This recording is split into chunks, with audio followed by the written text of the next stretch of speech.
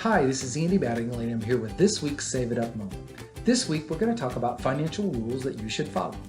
Financial rules are a good guideline as you try to formulate your strategy for your own personal financial plan. You may not follow all of these rules, but they'll give you a good guideline as you try to set what you want to do with your financial life.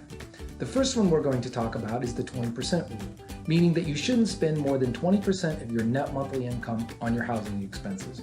You will find a lot of other formulas for how much loan that you can actually get, but if you want to make your budget work, stick to that 20% of net income as the most that you want to spend on your housing expenses.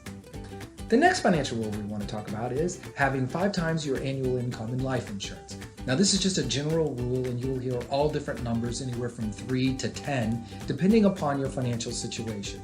What you really need to look at is at your family situation and see how many times your annual income will your family need if something happens to you.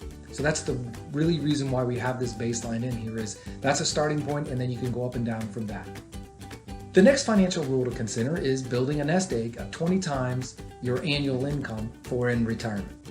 The general rule is if you want to live the same way now in retirement as you were in pre-retirement, you'll need at least 20 times your annual income saved in your retirement nest egg.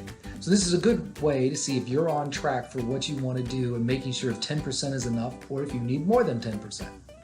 Another good rule to look at, and maybe this is for your children or maybe this is for you depending upon your age, is how much student loan debt to take on. And a good rule to use is 10 and 10, meaning you don't want to take longer than 10 years to pay your student loan back, and you want to not use more than 10% of your net monthly income to make that work. So if you put those numbers together, that'll really help you know how much student loan debt that you can really afford to take on and still be able to live the rest of your life the way you want to. That's been this week's Save It Up Moment. If you want any more information on this topic or any other topic, make sure you visit the Save It Up page at formcu.com.